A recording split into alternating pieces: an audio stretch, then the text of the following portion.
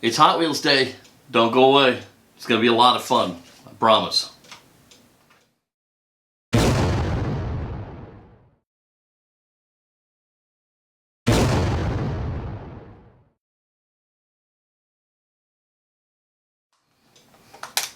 Hey everybody, it is Paul from Fat Guy Productions, coming to you as always from beautiful Las Vegas, Nevada. And today it is indeed a Hot Wheels Day. This is going to be a fun one. If you've watched my videos and you go back a little bit, I did that little race car that looks like the Monopoly race car. And the kid who owned it obviously loved that car and had a vision as to what it should be. And so I tried to pay my respects to that young boy or girl who owned that car. And although I did it my way, I still tried to keep what that kid had in mind when I was doing that. We're going to do something like that today as we tackle a pretty crusty Deora. So let's get right to it. Okay, here it is. One really beat up POS Deora. Man, this kid he didn't paint it. He just kind of slam dunked it into the paint and called it good. But, you know, I did a car a while back where I tried to capture the feeling that the kid had wanted. And this kid here clearly wanted this car white. Really, really, really white. And so I'm going to try and capture some of that in this model. If I can get this thing restorable. It's a real mess. This is going to take a little bit of work. I guess, look at this base. Look how bad this is. It's just awful. We're going to have two rivets we got to deal with. Alright, I guess let's get to it. I'm going to use my shielded drilling to go ahead and get this Deora apart, and it is going to make for some perfect posts to be drilled out. I don't like to drill down into the posts at this stage because I can't see the posts. And a lot of times these posts are not straight, they're crooked, they're bent, and it can cause you to drill right through them. So all I want to do is drill enough to get the car apart here. And this, let me tell you, the shielded drilling is perfect for this.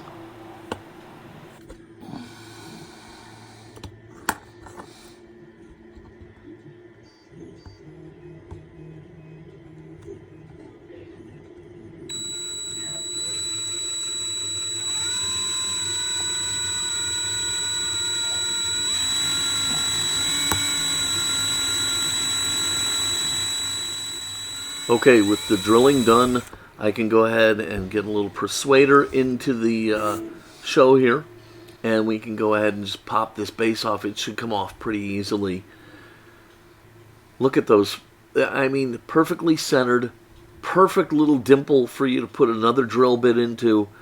God, that works really good. I haven't screwed up a car yet since I've started doing shielded drilling, and in fact, I've been able to use it to save other cars. Alright, so I've got my little prying tool in here, and that just popped right open, no problem, and I love that satisfying little click you get when it does come open. Like, right there. Oh, I love that little pop. Nothing better. Okay, so now we can go ahead and lift this base off here and see just how ugly and bad it is. Clearly, tires aren't being saved. The base is going to need some work. We're going to have to get paint off of it, and look how corroded it is. It's going to need a visit to the electropolisher.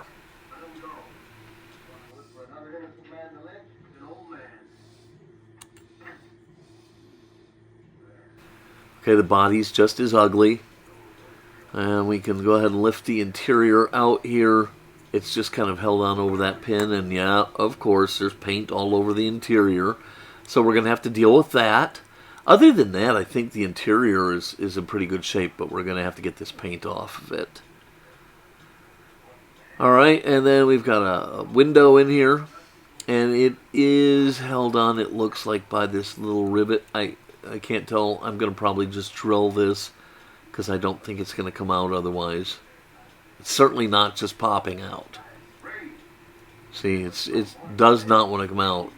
So we're going to go ahead and take a little drill to that post And even still after that, it didn't want to come out. That paint has just locked this window into the car body. So I think what we're going to have to do is we're going to have to get this paint off of here. And I was hoping to save this window, because if I could get the paint off of it, it might be savable. I can't tell with all this paint on it. So I think what I'm going to do is I think I'm going to dunk the entire car in some super clean to start to soften and remove this paint. And hopefully I can get to a point where I can get this window out of here and then assess it and see if it's something I can save and reuse. Okay, so the car is out of the super clean, and you can see it's just a yucky, ugly mess.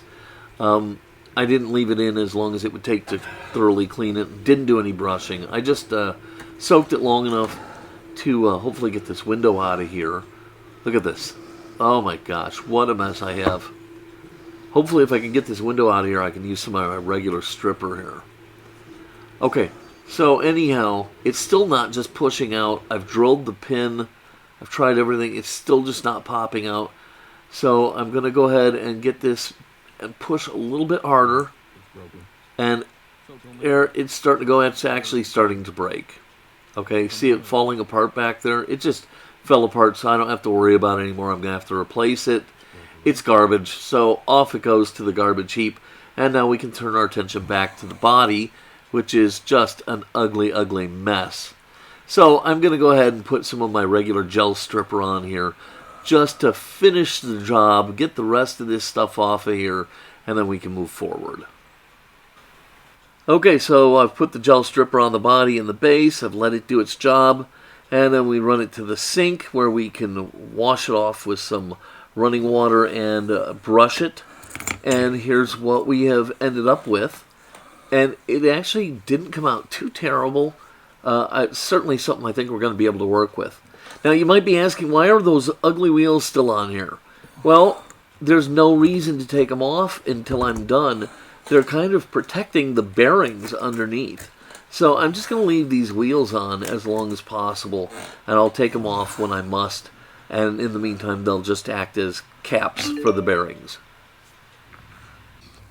Okay, so here the car is dried. I've got this paint stripper all off of it. I've hit it with the wire brush a little bit. And now I'm taking some steel wool to it and cleaning it up. And it is clear to me that this is going to need some work down at the electro polisher and maybe even a zinc coating just to kind of smooth this mess out, because it's really, really ratty. So I think we're going to take it down to the garage. The base has to go anyhow, so why not take the body?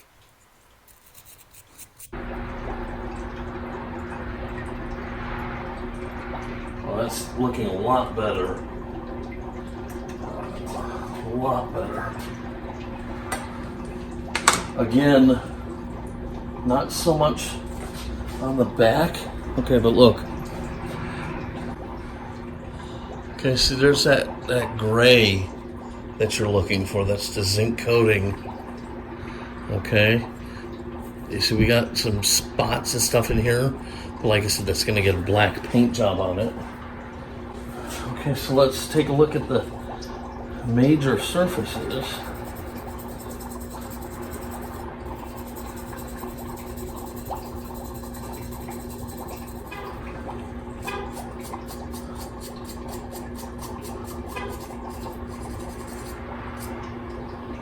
Look, see what we got. Okay. Way better than it was, right? Okay, so after the electro polishing and putting a layer of zinc on here, I went ahead and just sanded it down with some 4.0 steel wool and threw some Tamiya Fine primer on it so I could give it an assessment. And now I'm just doing a little bit of light sanding on some of the problem areas.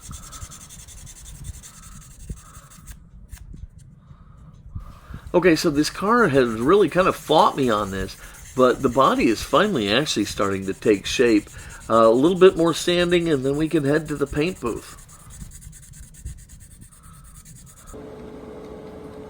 Okay, so I'm melding my vision and that kid's vision together, and I'm going to make the majority of the car white using some Tamiya X2. I'm going to go ahead and thin that down with a little X20 thinner and some leveling thinner, and then we'll go ahead and get this car airbrushed with the base white color.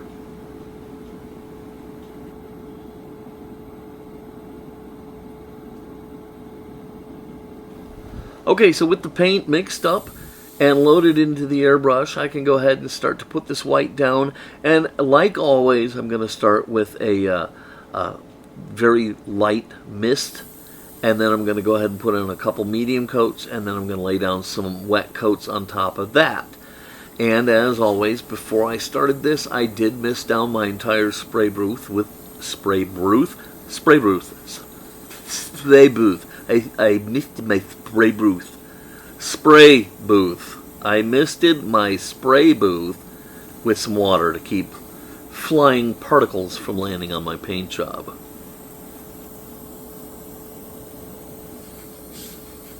I have to say this white is actually coming out pretty nice. I think this car is going to look fantastic. And I also want to give credit where credit is due.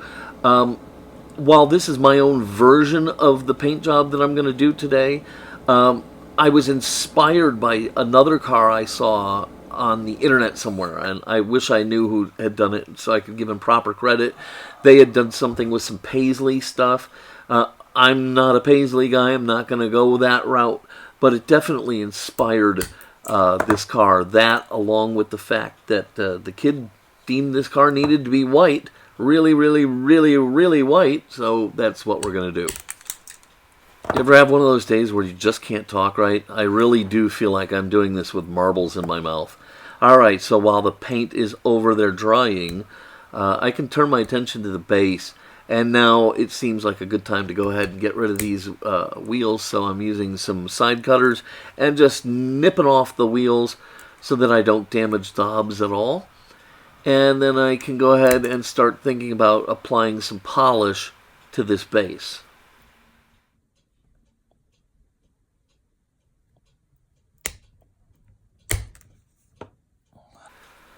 There are a lot of polishes out there.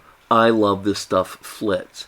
Some do as good a job, but take more work. Some don't do as good a job. I've found that Flitz does an amazing job with the smallest amount of effort. So I'm just going to dab a little bit of my Flitz onto the base, kind of rub it in with my finger real good, and then I'm going to break out my rotary tool and polish this base up. And yes, it had already been through the electro polisher, as you may remember, so that took care of the lion's share of all that corrosion. And so now all we're really trying to do is bring out some shine.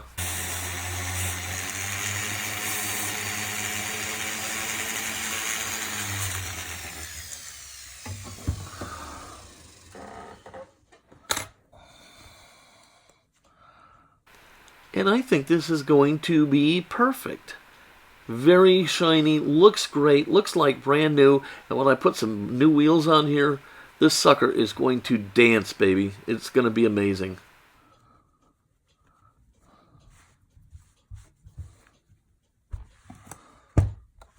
Okay, the base is done and the body is dry, so I can start doing the masking. And I'm just using some blue painter's tape here to do a mask job, because I'm going to just give this car a two-tone paint job, and the bottom half is going to get the color.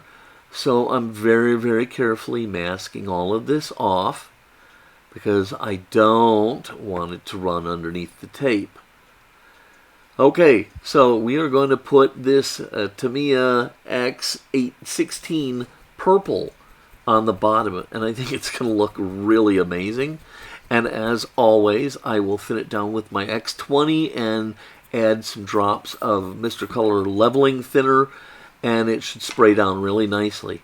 Now, it's imperative here that you spray against the tape seam. You don't want to spray into the seam where it can help it get under there, and you want to keep these first coats very, very, very light until the tape and the paint make a seal Otherwise, you're going to get little runs and little fingers of color underneath there, especially this purple on the white. It's going to show up like a turd in a punch bowl. So really, really, really several light coats before you move forward. Alright, the paint is mixed up. We can dump it into the airbrush, and we can go ahead and start laying this purple down. Alright, here you can barely see any color at all. But believe it or not, that is my first coat, okay? Super, super light, okay? That's what we're talking about until this has had a chance to seal all up. Really, really light. Come straight at it or even down so that you're going from the tape into the body. Now you can see I've got like 3 or 4 light coats on it. Now I'm starting to put it on a little bit heavier, okay? Starting to go for the gloss look here. Okay, we're right at the end of this, putting it on a little bit thicker. I'm using my light so that I can see the paint lay down and looking for that nice, smooth, glossy finish.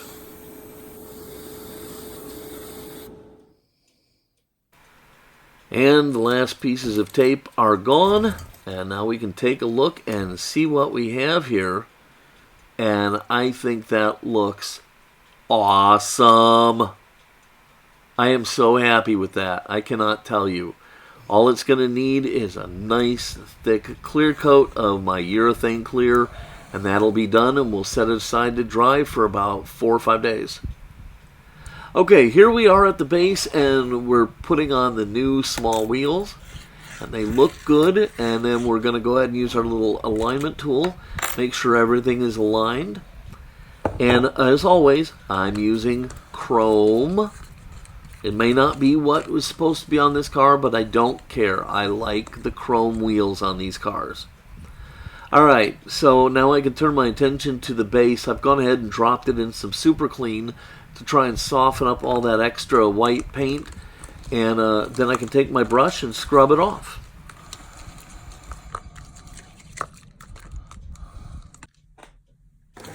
Now, you'd think I would learn from my own mistakes, but so far I haven't, and I keep forgetting to drill the posts out before I get too deep in the body. I think I get too excited, and I start to piddle on myself, and I just get carried away and stuff. Drill your posts before you do all this work, okay? Less chance of screwing up the paint job, and if you do something like drill through the body or something, you can fix it.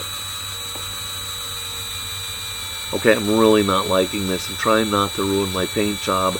The back post is really, really thin. I'm using my shielded drilling to just kind of enhance the cup in the post where I'm going to drill, especially because I really need to be super careful with this.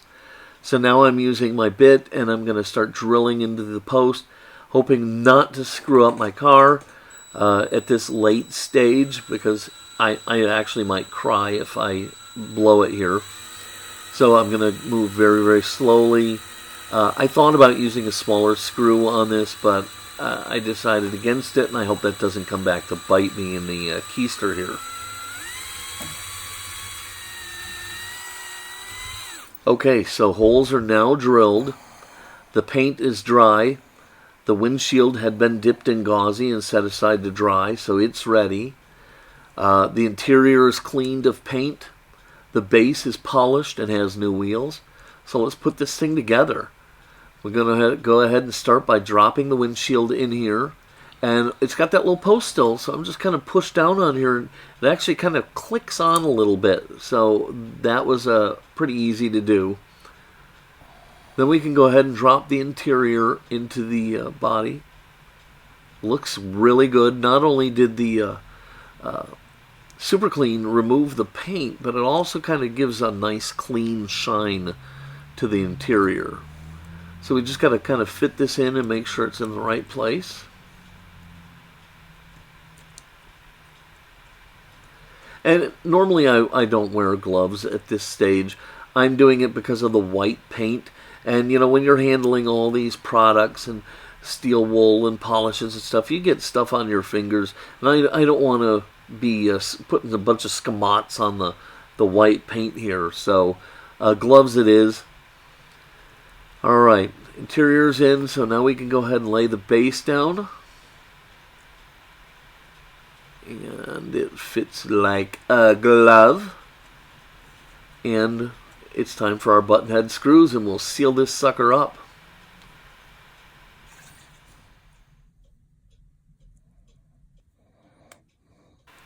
Okay, with both screws in, this car is ready except for a few small details.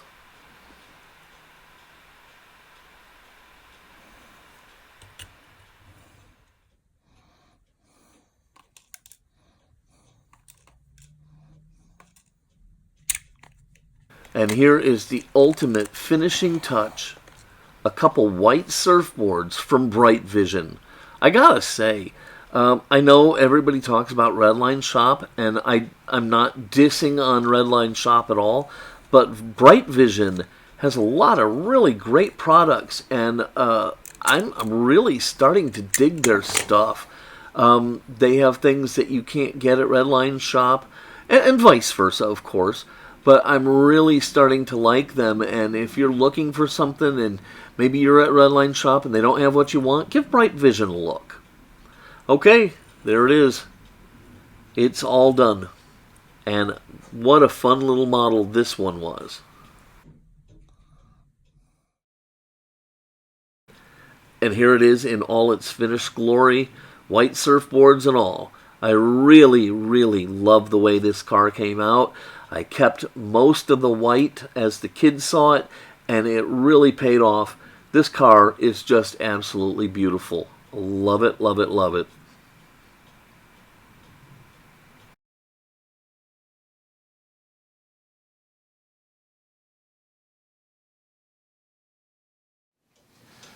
Alright, there you have it. It's still got the white, just not slathered on every square inch of this car.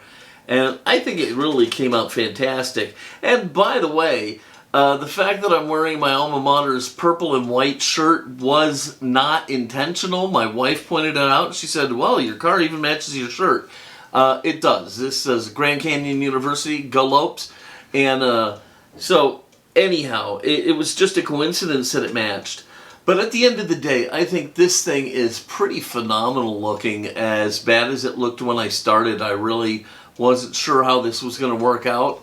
And in the end, I think it looks pretty amazing. Alright, if you like this video, please give it a thumbs up, click subscribe, click the bell, and you'll be notified anytime I upload a new video. If you have any questions or comments, put them down below. I really do read them all and try and reach back out to everybody who comments. Okay, this is Paul from Fat Guy Productions. I'm going to get out of here. Until next time, I hope you have a fabulous beach bum kind of surfing kind of wonderful day, and I'm telling you to be good.